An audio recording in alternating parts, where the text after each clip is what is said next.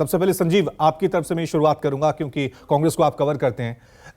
कांग्रेस की रणनीति या राहुल गांधी की इस रणनीति को किस तरह से देखें? एक बार फिर राहुल गांधी विदेशी दौरे पर हैं और सरकार पे एक के बाद एक निशाना साध रहे हैं कि लोकतंत्र कमजोर हो गया। इस बीच उन्होंने सवाल भी उठाया कि मुस्लिम लीग जो है वो धर्मनिरपेक्ष पार्टी है, सेकुलर पार्टी है।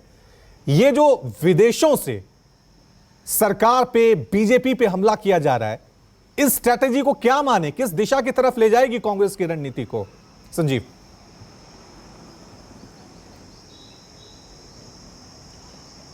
देखिए, कांग्रेस की अगर हम बात करें तो उन्हें ये बहुत अच्छा लग रहा है कि राहुल गांधी के हर बयान का बड़े शिद्दत से, गंभीरता से और उसे घेरने के लिए तमाम भारतीय जनता पार्टी के लोग खड़े हो जाते हैं। उन्होंने बयान दिया है और आज सुबह से फिर उस बयान पर सोशल मीडिया में तरह तरह की प्रतिक्रियाएं हो रही हैं। इसका अर्थ कांग्रेसी ऐसे लगा रहे हैं कि राहुल गांधी अभी भी एजेंडा सेट करने में सफल हो रहे हैं और कर्नाटक में जिस तरह से जीत मिली है उसके बाद इस तरह के भाव आने स्वाभाविक हैं, खास तौर पर ऐसे में जबकि आने वाले दिनों में कई राज्यों में चुनाव भी होने हैं, लोकसभा चुनाव से पहले। देखिए रवि, दो आवाज़ें कल एक साथ सामने आई हैं। पहली आवाज़ जो कि आई थी तमिलनाडु से, जहां से केजरीवाल ने कहा कि जब वो अध्यादेश के लिए समर्थन मांगने गए थे तो उन्होंने कहा कि अगर हम साथ आएँ तो फिर हम 2024 में भारतीय जनता पार्टी को हरा सकते हैं, उन्हें हराया जा सकता है। और वो ऑर्डिनेंस मांगने के खिलाफ समर्थन मांगने के क्रम में जगह जगह जा रहे हैं और उन्होंने कहा कि हमें राहुल गांधी और मल्लिकार्जुन खड़गे के जवाब का इंतज़ार है। एक तरह से ये एक प्रस्ताव था कि आप हमारा साथ दीजिए और हम आपका साथ देंगे, यूनाइटेड ऑपोजिशन की बात। वहीं दूसरी तरफ यही संदर्भ था जब राहुल गांधी ने वॉशिंगटन में एक सवाल के जवाब में कहा कि मुझे नहीं लगता है कि भारतीय जनता पार्टी को हराया नहीं जा सकता है।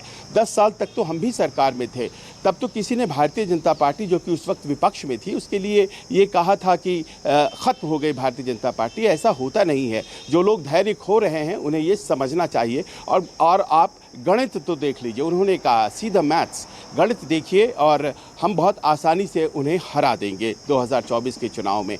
यानी कि ये जो एका बना है यूनाइटेड ऑपोजिशन का, जिसकी बात आप भी कर रहे हैं, 12 जून को जो आकार लेता दिखेगा पटना में, इसको लेकर के विपक्ष के तमाम नेता उत्साहित हैं और इस तरह के जो बयान आ रहे हैं वो उसी उत्साह के द्योतक हैं। अभी तक 12 जून की बैठक के बारे में कहीं भी किसी भी ऑपोजिशन के नेता से कोई नेगेटिव बात सुनने में नहीं आई है। अब रही बात ये कि अध्यादेश पर क्या होगा, जैसे कि आप पूछ रहे थे रवि, तो अध्यादेश के बारे में फिलहाल कांग्रेस पार्टी के भीतर जो मंथन है वो चल रहा है। राहुल गांधी ने भी कहा कि ये इंटरनल डिस्कशन चल रहा है, लेकिन ये भी अपने आप में इम्पॉर्टेंट है कि पंजाब इकाई और कांग्रेस इकाई ज़बरदस्त तरीके से विरोध कर रही है केजरीवाल के साथ जाने का। लेकिन हमारी जानकारी ये है कि कोई ऐसा फॉर्मूला डिवाइस किया जा रहा है जिसमें तात्कालिक रूप से केजरीवाल का समर्थन भी न किया जाए, यानी कि केजरीवाल जी के हम साथ हैं राजनीतिक रूप से, ये इम्प्रेशन भी नहीं जाए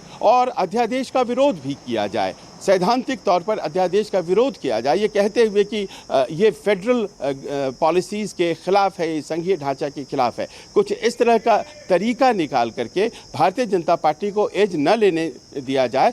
जो शीर्ष नेतृत्व है वो इस तरफ डिसाइड करता हुआ नज़र आ रहा है, ऐसा लगता है। पहली दफ़ा ऐसा प्रतीत होने लगा है कांग्रेस को ख़ास तौर पर कि आने वाले दिनों में ये जो विपक्षी एकता है ये परेशान कर सकती है, परेशान कर रही है भारतीय जनता पार्टी को। और शायद इसकी बड़ी वजह यह है कि उन्होंने लोकल इश्यूज़ को उठाना शुरू कर दिया है और शायद यही वजह है कि प्रधानमंत्री ने राजस्थान में इतना पहले 10 मई से ही चुनाव प्रचार शुरू कर दिया और लोकल इश्यूज़, करप्शन के मामले उठा रहे हैं, क्योंकि हिंदुत्व के कार्ड को कर्नाटक में बहुत आसानी से फेल किया जा सकता है। ये प्रयोग देखने के बाद कांग्रेस को लग रहा है कि इसे दूसरे राज्यों में और लोकसभा चुनाव में यूनाइटेड ऑपोजिशन के बल पर इसे फिर से एक बार प्रयोग में लाया जा सकता है।